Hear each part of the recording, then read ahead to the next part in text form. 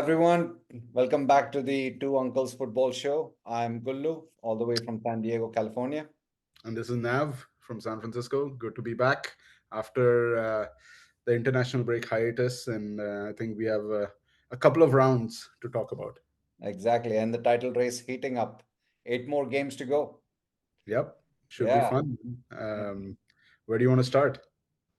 Let's start with what really happened in overall as we look at the title race. Now it's very clear that it is a three horse race for sure. Hmm. Hmm. And I think there were some very interesting results or the last moment kind of wins for some of the basically for Liverpool and Arsenal, not really Arsenal, but Liverpool definitely was very I shouldn't say lucky, but they got the points they deserved. Yeah, yeah. It's 3 points separating the top three teams. So it could all easily change within each with each result almost, right? But it is kind of interesting. I think my like the this is not scientific, but like you kind of the intuition for me is that I mean it feels like Arsenal are the ones that are strongest in terms of like injuries and form and just kind of going out there and do it, get the result they need fairly comfortably. But when you look at the result, they're still in second place, you know. And Liverpool, on the other hand, like intuitively for me, um, I keep thinking about, oh, they've got a lot of injury problems. Like both fullbacks are out, Allison is out, um, but they're not, they're on top, and they somehow seem to be grinding out the results. And then City, I'm like, oh, okay, this is the City that's um, has been so dominant. This time they're in third place, but if you actually look at their results, they've gone on some incredible form over the last 15 games. Apparently, like they have. Barely they've like 114 or something, like it's some ridiculous, this is a City run that they always put together. So yeah, it's very close. It's actually very entertaining. Must be nerve wracking if you're supporting those teams. But Which yeah, it's, I which think, definitely the closest race we've had obviously in years, right? So both which thankfully both of us, not nerve-wracking for us. We are not supporting any of them, but yeah, no, well, but as football fans, it's really good to see that versus having somebody just run away with the title. Uh, yep. but this is great, and it's not just. And again, it's three horse, not two horse, so that makes it more interesting. I think overall, there is no particular like any of these three teams, Arsenal, Liverpool, City. I don't think anybody has uh, overwhelmingly easier run in than the Hmm. other. Maybe a few things here and there, but it's English Premier League, right? Like, so City plays Crystal Palace tomorrow. Hmm. Hey, we don't know, man. They are playing at away at Crystal Palace. Who knows? It's English Premier League. Something can happen. They might drop points or most likely not, but Yeah, I let us mean, not it go is out of it. Crystal Palace too at the end. I know it's the Premier League and it's the advert and all, but it is still Crystal Palace. So I don't think Sure.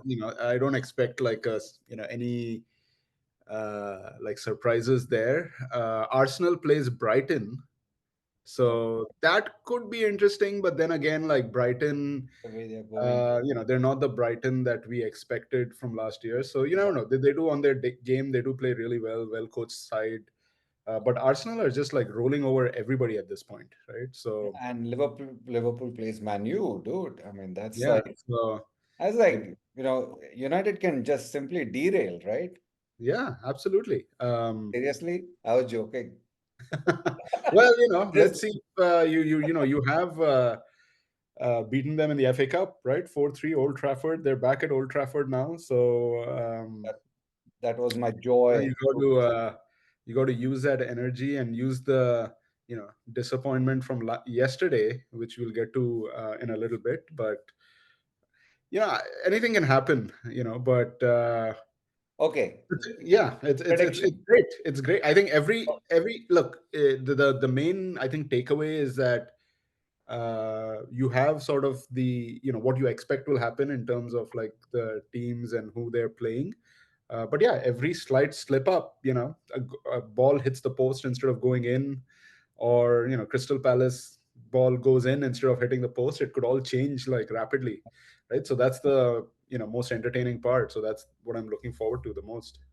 So we'll touch upon some of the key games over past couple weeks, right? Mhm. But one quick thing, any change? I don't remember if do you remember your predictions when we started earlier in the season?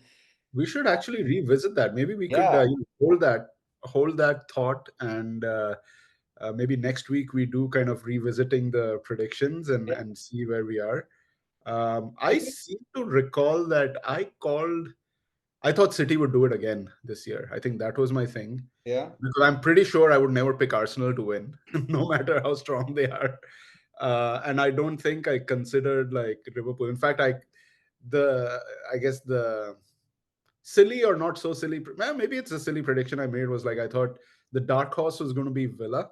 Villa. Uh, and obviously, like, they're not going to win the title, but they are the dark horse in terms of they've done fantastic this season. They could still play spoiler, because both Villa and Spurs, actually, for that matter, Mm-hmm. play all the top three teams within the next 8 games, right? In the Yeah. last 8 games. So these two teams could have like a huge say in who wins the title, and even for themselves, in terms of, these two teams need to pick up points also to seal the Champions League.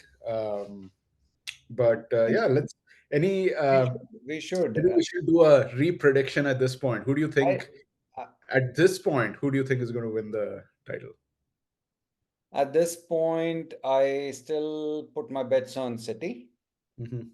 Which of course, I don't like to say that, but I would put my bet on City because of their experience and going through, that handling the pressure. But I still remember my prediction, out of which two are correct and two are absolutely far out. Not far, one is far out, of course. I predicted City to win, United to come second, Arsenal third, and Liverpool fourth, if I'm not mistaken. Uh, but at least.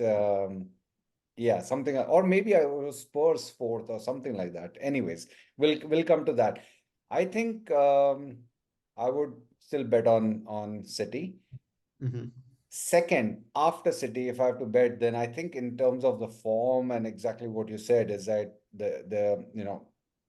no injuries and the form, how they're going about it, also the mentality, right? I think something has changed at Arsenal because Arsenal, we always joke about this second half Arsenal bottling up everything.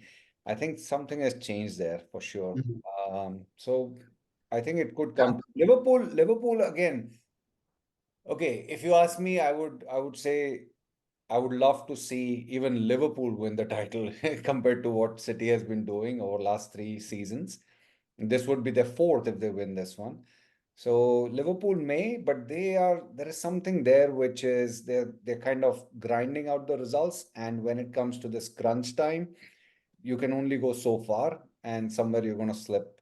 I mean, even against Sheffield, what we saw yesterday or Hmm. day before, right? Or no, yesterday. Uh, Hmm. Yesterday. Yeah. yesterday it was yesterday. Was like, yeah, they were at it, of course, but they got the result. But it may not go on for too long. Yeah, Something. I think with Liverpool, it's, again, I feel like, hey, they're going to slip up, right? They have so many injuries again, and they have been sort of uh, kind of just pulling off the result. Like, somehow they managed to do it, but I don't think they've, like, even against Sheffield United, the last 20 minutes, sure, they were like totally on top, but before that, I feel like, Sheffield United had their chances. Um, and at some point, the injuries or whatever, I keep saying injuries, but it's going to catch up with Liverpool, right? But Yeah. still they're number one. They're still closing out all the games. So you never know. But yeah, I think for me as well, I would still stick with City, because I think at this point, like, having won what, five of the last six uh, titles, um, they you can't count them out. Yeah, yeah, sure. And I feel like, even Arsenal, they can. I still feel they haven't been like really tested. Maybe they've been that good that they haven't been like kind of tested and like been under pressure, or imagine like going one down to Spurs or Villa, 10 minutes to go. That crunch Yeah, time, that yeah, clutch thing hasn't yeah. come up, and that's partially also because they've been dominant and on the front foot from like the get go, right? So, So but they will be tested, I think, they still. will be, and in fact, that brings up one thing which we wanted to cover also. If we look at recap of last 2 weeks, right? So what do you think? So Arsenal City, right? Was it? Wait, it was at Etihad, right? The last Hmm. one.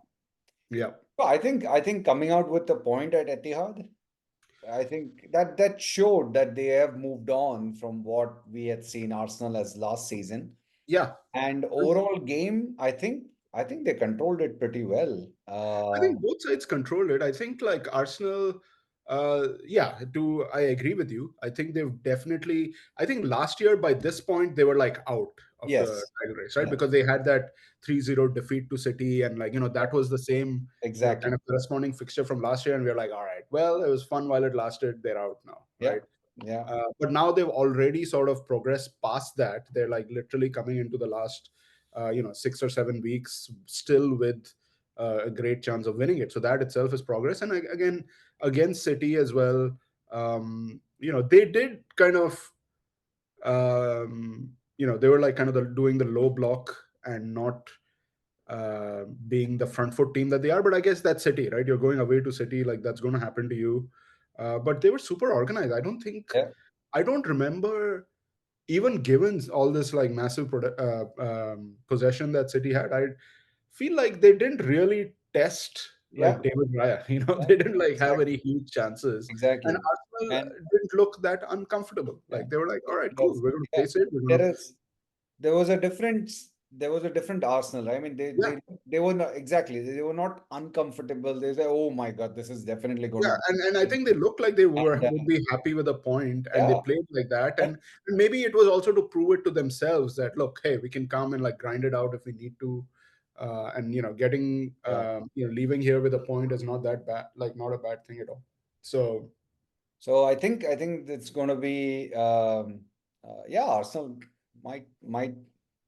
I know. Sorry, Nav, my friend, mhm. but there is a chance, right, for them this year. Yeah, I mean, if it happens, it happens. Like the table doesn't lie, as they say at the end of the day. And given their body of work, like I would absolutely hate it if they won, but if they win, they win. It's what are you going to do? Was So last title was 2004, right? something like that. I think it's been at No, least, wait, sorry. 2004 was Chelsea with Jose, special one, first one. yeah, it's been at least, I feel 2003. like Yeah, 20 years at least since yeah, Arsenal have won yeah, it. yeah. So yeah, we'll see how it goes We'll see how all it the way to goes. the Yeah. end. So Switching gears a little bit, let's yeah, go to the next sort of race, the Champions League spots. it's a two Uh, horse race. uh, is it? It is. Are you I, throwing in I've the changed. towel? Are I've you changed all my predictions for that. okay? It's a two horse Uh, race. It's a yeah, I mean, it does like mathematically it does feel like it's a two-horse race if you think about like United is what 11 points behind Villa with 8 points to go, yep. and 9 points behind Spurs Yeah. with 8 games to go. So, So that's like just mathematically it's tough, right? but in fact, I you know what? If we talk about Champions League spots, then Mhm. if fifth spot is going to be Champions League, it's not a race. I mean, Villa and Spurs are going to get it for sure. Yeah, I'm not sure about the fifth spot, but yeah, I think yeah, it's It's a I given. think likely fifth is going to go to England because of all the UEFA Yeah. coefficient and all Yeah. that stuff. And if that is the case, yeah, Villa and Spurs do look kind of pretty entrenched Yeah. in those two spots given the point differential. Again, though, like Spurs, the last 8 games, three are against the title contenders, so it's not beyond the realm of possibility that we lose all 3 games, right? And if that happens, we've got 5 games. Out of those 5 games, 15 points at stake. Even if we win, say 8 or 9 points out of 15, that puts that gets it a little closer. Then United are like 18-point differential which still does mean that even at 18 points that you have to win 6 out of your 8 games, final 8 games, Yeah, right? yeah, So it's not beyond the realm of possibility, but I'd say it's going to be a slog if that yeah. happens. And given the unpredictability of United's form, I think that's going to be winning 6 out of the last 8 is going to be a tough ask. I I would have changed my answer if last two games, Brentford winning position. Of course, it was right at the in injury time they won. They got 1-0 Mhm. and they dropped it. Right. Mhm. Chelsea yesterday, terrible. What happened? Yeah. Right.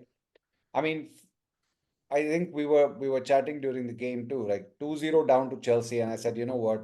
That's fine. That's all right. One goal in, we are back in the game, game on. Second goal equalized 3-2, then ahead. And what really happened, that drama in the injury time yesterday was I don't even want to speak about it. It's kind of traumatic for me. Mhm. It's so when you drop 5 points out of six in the last 2 minutes of these two Yeah. games. You're done, man. I mean, how is it even? And now you still have to play Liverpool, right, tomorrow, which I'm not very. If United comes out with a point at Old Trafford tomorrow, forget FA Cup. Just 2 weeks ago, I was all smiling and dancing and this and that. It's all gone. That's past. That's history, right? So if tomorrow and on Sunday, if United comes up with 1 point against Liverpool, it'll have a definitely it'll impact the title race, but that will be the best result for United, which I think is going to be tough. Mhm. Especially now, what I just read is Lindelof is out, Martinez is back, but something is again, happening there. Varane is out, Johnny Evans is out.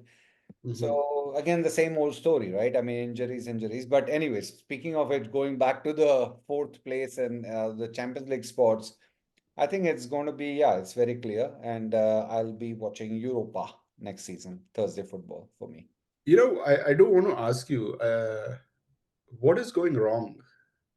I have my theory of like what's going wrong at United, and but what, like, to you, if I were to ask you, you saw they were leading with 3 points in the bag into injury time, right? Into added time. Like, what is going wrong over there? Is there something that's going wrong, or actually Ten Hag came out and said that, oh, it's just we had a great game yesterday, but it was just individual mistakes. If Is it you just look as at, simple as that, you think? no, no, no, there has to be, um, I don't want to use that word, what Mourinho said, right? Intelligent. Hmm. See, if you are leading, you have 3 points, 2 minutes on the clock or 3 minutes on the clock remaining. Why do you have to do all the passes and try to move the ball forward? I mean, yeah, you may want to move the ball forward, but run the clock down. First of all, you could see that they were still trying to do this, direct passing, quick passing. I think there was some time that they were trying to keep the ball, but if you don't know how to keep the ball and run the clock down, then I think it is the little bit of intelligence that comes into play. Whether they're practicing that or they understand that, I don't know. I mean, same thing happened with Brentford, right? Against Brentford, last minute or 2 minutes remaining on the clock, and they just gave away. But the second thing I think is just simply the awareness. Man, wake up, Hmm. right? I do think I don't that, know. I mean, this comes from training. I'll stop there because I can go on and on, but this comes from training, and something is just not right then. If you guys are not awake with the last few minutes. I think it's, and maybe I saw the stat, so maybe I'm biased by it, but United apparently have like had 81 shots on goal. By Brentford, right? No, no, not by Brentford. 81 shots on goal over their last like 3 games or 4 games. Okay, sorry. There was Like, the someone. opposition has had Yeah, 81 attempts on goal, which is sorry. insane. I'll talk to you because that number actually was also Brentford's highest number of shots, I think. But let's talk about that later. Yeah. 81 So, across 3 games, right? uh-huh. Okay, so that means it is very easy to get at United, like just to get to their goal, right? That's what that means. That means that there has to be something like, it's not just the defense, but the way they are set up. It's like they get overrun in midfield. Like even yesterday, Mm-hmm. right? I don't remember the Brentford game. Actually, I didn't watch it except for the last like 5-10 minutes. But yesterday, it was even Chelsea had like 28 shots on goal. Yeah. 28. Right? Even United, of course, like Chelsea is another story. United also had like some 24 Yeah. shots Yeah. on goal or whatever. But dude, the two-man midfield, like the holding of Kobe Menu and Casemiro, Mm-hmm. were like just getting overwhelmed.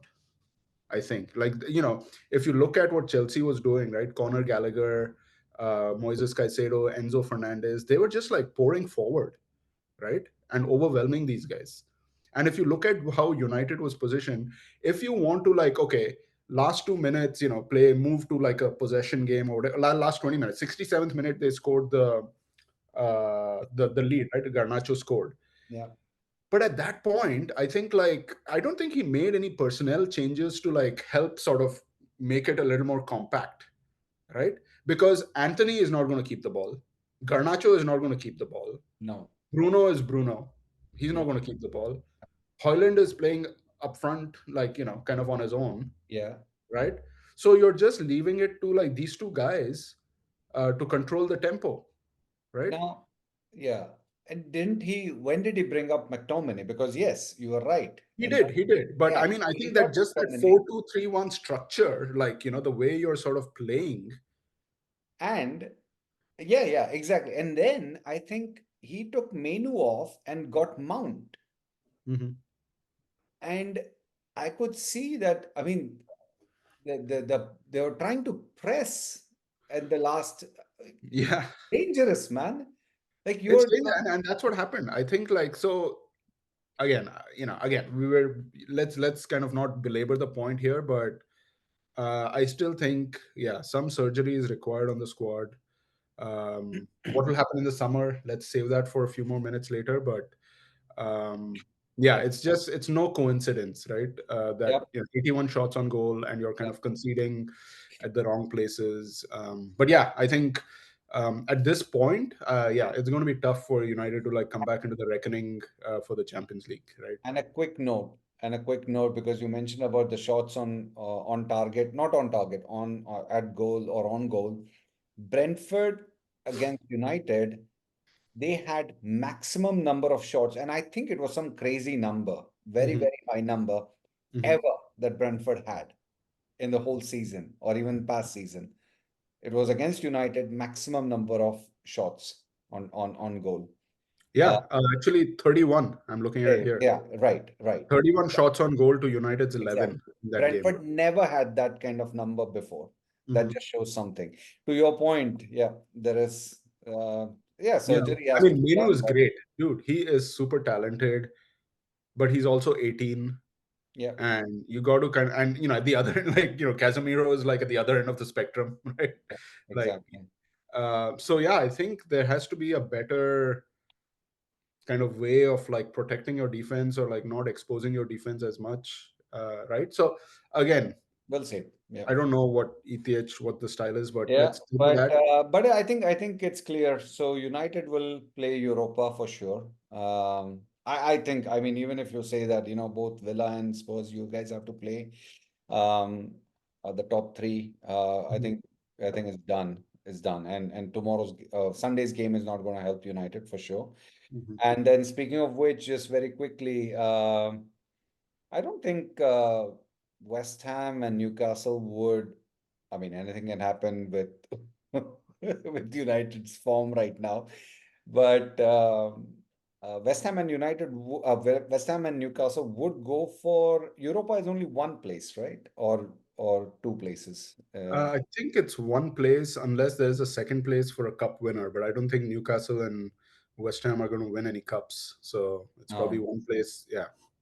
And I think there is a maximum of 7 teams, right, in Europe. So that's right. That's it right. will probably be one for Europa and Yeah. one the Conference League. yeah. So, but West Ham again, I think they're doing something good, and yeah, Yeah. What New, about the relegation? What do you any? I oh think man, the bottom two are fairly clear. I think to me, I don't think yeah, there's any escape yeah. for Burnley, Burnley and Sheffield United. they're definitely going down. I think it'll be between Luton, Everton, and Nottingham, right? Yep. And Nottingham again, again, there's a little bit of a surge happening there, even after the points deduction, I think. Yeah. And plus Uh, they play Spurs this weekend. So Away or home this is at home for Spurs. for So this Spurs? is at the Tottenham Hotspur Stadium. And again, I'm not. I think Spurs also the one thing I worry about is they've not sort of exhibited the form that they did at the beginning of the season. So they better kind of pick this, pick up their form by the time we get into those like games against the top three. Yep, Uh, so that's going to be kind of interesting. But yeah, at home, Nottingham Forest. I mean, hopefully they should pick up the 3 points over yep, there. yep. But yeah, I don't see anything. I think Luton, I kind of want to see them survive because they've actually been playing pretty well, and they're doing their best, and they're not sort of they're kind of the underdog, and not even I mean, they're a small team, so they're not in this whole sustainability and profitability issues. They don't have those. Whereas both the other rivals that they have, Everton and Nottingham Forest, I think there might be some more kind of moving up and down based on the points deduction and the appeal against the points deduction and all that stuff. But I would like to see Luton Luton, survive. yeah, Yeah. yeah, I Luton, feel bad for Everton as well. I think they're like yeah, a good club that has unfortunately been mismanaged. yeah. But again, Everton, I mean, they've escaped relegation, I think, like 2 years running now. At some point, it's going to I'm catch up to sure. you, Yeah, yeah. right?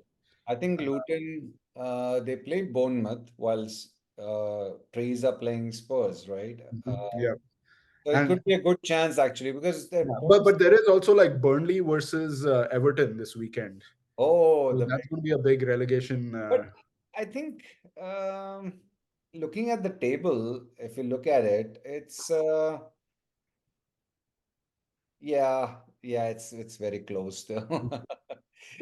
It's still close. Yeah, so Everton, Burnley, if Burnley by some magic they win, Yeah. and yeah, and then Luton wins, then they are 1 point from Everton. So it's going to Yeah. be interesting. Again, it's exciting, at that end of the table as well. Yeah. Uh, so yeah, we should, let's table the no pun intended, the conversation on the spots and move on to what's next. What should we talk about? Sack race, the managerial Oh sack race. Like, yeah, that's who's getting under interesting. pressure? Who do you think is under I think pressure?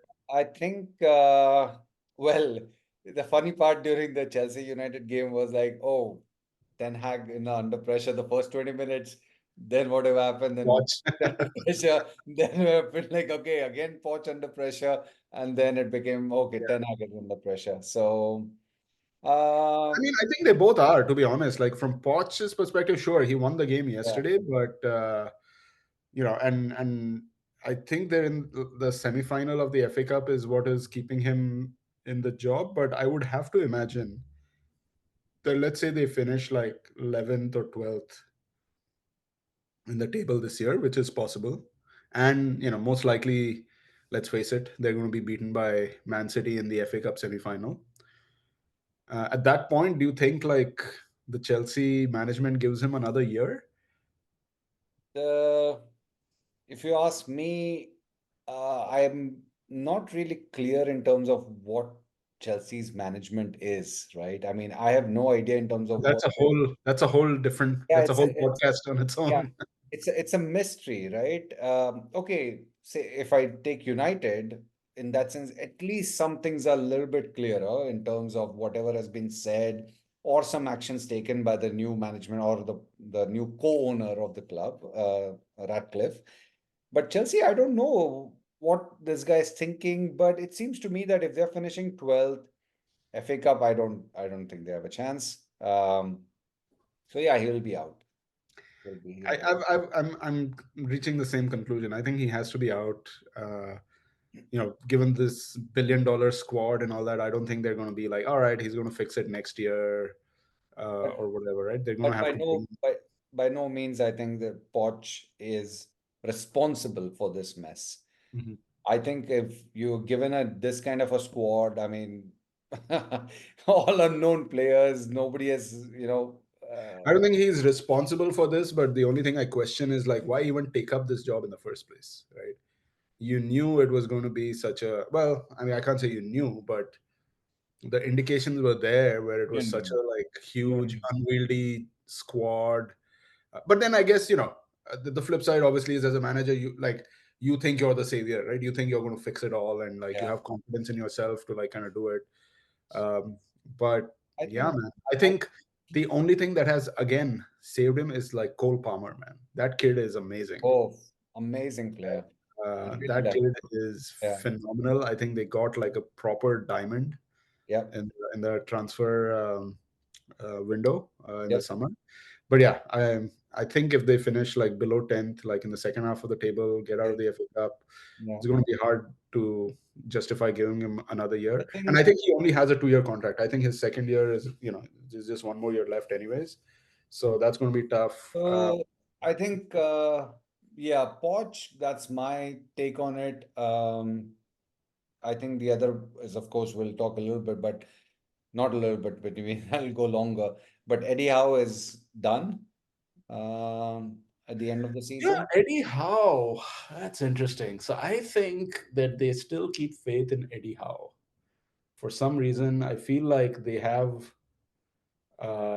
invested a lot. He did get them into the Champions League in the first year, so I think that may buy him a pass this time. Oh, you think so? I think that will buy him a pass. I think they're Um, waiting just for the season to end. I mean, let's be, even if they sack him now, I mean, they're not going to achieve no, they're anything. definitely not sacking him now. Yeah, They're yeah. definitely not sacking him So, now, but I feel like he may earn a pass. wow. Uh, Okay. Ten Hag, He's out. again, I think it's the same story, right? You're going to most likely be in the FA Cup final, right? You play what, Coventry or something in the Probably. semi-final. Yeah, You're going to reach the final. In the final, again, it's one game, so you somehow kind of rouse everybody up. Anything is yep, possible, even though your likely opponents is going to be City in that yep. final. Um, the thing against Ten Hag is, you know, the lack of identity. Seriously, there is no identity for this, for this team, right? I won't say the club. The club has its identity, and the club has its like history, but this team, there is zero identity. Like, even, earlier you had mentioned he's talking about, oh, being the best transition team. I was like, what does that mean? Like, you're going to transition from Yeah. offense to defense and be the best at that? Like, what does that actually mean? That didn't And happen, man. his comments are also weird. Like, you know he's like, oh yeah, we played even this game, come on, man, like, you heartbreaking loss.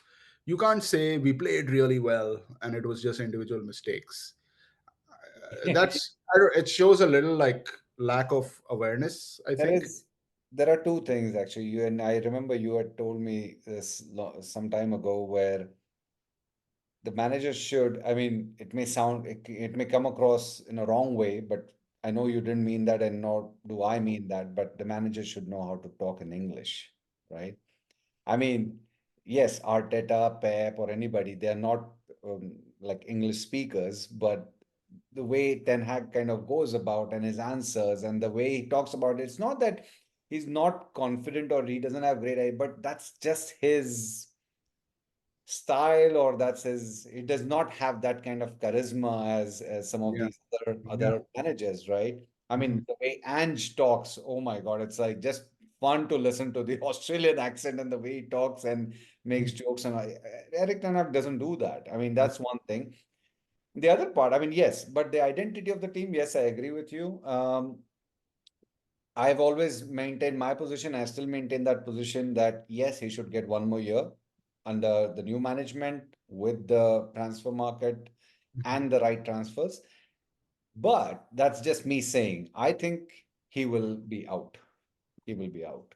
Um, who comes there? Of course, that's a whole new game. But I think he'll be done. And then Klopp is out. Yes, for That's certain a, he's that's out. a certainty. Yes. Who do you think replaces him though? Oh, so many names, man. I mean, it's like De Zerbi is coming into picture. Xabi Alonso is done, right? I don't think there's going to be a U-turn there. Um, De Zerbi is coming. I read about Thomas Frank. I read about Ange. I read about this. Who's the Benfica? No. Sporting Lisbon, Ruben Amorim. Oh, Ruben Amorim. Yes, yes, Amorim. Yes. And then one more guy, I think. Anyways, but it's a mystery. I have no idea, man. Who is Yeah, going? it's going to be amazing. I think to see who they finally hire to replace Klopp. It's going to be quite interesting. Today I heard Julian Nagelsmann. Nagelsmann. Yes, that was another one. Yes, Actually, I heard Nagelsmann being linked to both United and Liverpool. so, interesting. so that's kind of interesting. But I think, yeah, There was there you know, was a if it is certain Nagelsmann, I think probably the Liverpool squad is more kind of built to his yeah, style yeah. than the United squad. Um, but yeah, it'll be But fascinating to see. that's the thing. Like after Xabi Alonso was out, it's Hmm. like a mystery now. Like who else? Because there was like such a big focus on that guy. It's not happening, right? Yep. Um, so yeah, we'll see. That'll Yeah, be yeah. It's going to fun. be interesting. But other than that, Uh, I don't think there are any major. Of course, there is question about Bayern Munich and all that, but we'll see yep.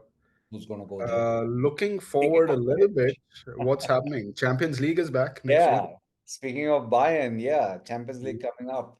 Uh, Ooh, I very think tasty matchups. Arsenal totally, versus Bayern, Madrid versus City, yeah. uh, and Paris Unfortunately, Saint-Germain versus Barcelona. It's all, unfortunately, Arsenal, Bayern, and City, Madrid are playing the same time. yeah, yeah. So that's gonna That's suck. sad. That's Uh, sad. but yeah, all great games, man. I think I think. I don't know. It's pretty hard to call. Anything can happen in these games. Do you think Barcelona has a chance? You know, they. I It's think like it is still Barcelona. They have a great team. yeah, You know, they Xavi is also Xavi is Xavi. also leaving at the end of the season. Luis Enrique is the former Barcelona manager and Yeah. player. PSG is playing okay. Kylian Mbappe is always like upset at something. Um, I don't know. Tough one, Could huh? happen. Barcelona could go through. Tough one to predict. Yeah, But tough one yeah, to predict. And but then there's Atletico versus Borussia Dortmund, which is again um, it'll be a good one. that should be fun. I mean, A good one. Simeone is like Atletico's been playing the same way for like 15 years, so I don't think there's going to be any surprises there. Exactly. That might be an interesting one. But yeah, I think I will be watching Arsenal versus Bayern. I think Fine. that's the one I have my eyes Yeah. on. Arsenal again playing really well in general. Bayern's got talented team, but like trying to sort of. This is the only thing the only chance they have of winning something this year. Kane playing Arsenal. There's a lot of storylines um, in this, so that's one I'll be watching. I think that's going to be my pick of the games next weekend. Next week, sorry, in the Next midweek. week, yeah. And then I think Arsenal has a good chance. There is something that tells me that Arsenal has a good chance to go through. Hmm. Then, of course, I think after this round, it opens up, right? So they can meet the same countries, and also there is the draw will not be, it'll be very an open draw, basically. Yeah, yeah, So you wouldn't be Bayern surprised. Wow, City, who knows? that'd be fun. Like Arsenal versus City in the next round. That might be kind of fun. And Like yeah, I feel like in the early 2000s, right? It's like every year you had like Liverpool versus Chelsea or like Man United versus Chelsea or like something of that sort going on. So yeah, throwback to the early 2000s if that yeah. happened. And but don't rule out Don Carlo.